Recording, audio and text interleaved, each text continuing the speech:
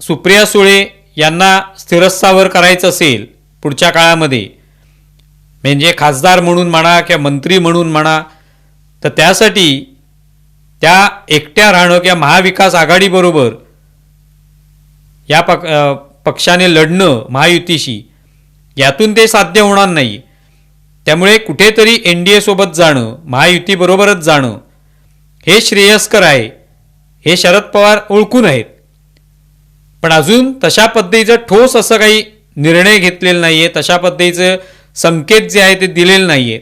पण हे होऊ शकतं याची मात्र अनेक मार्गांनी खात्री देता येऊ शकते, दिली जाते आहे.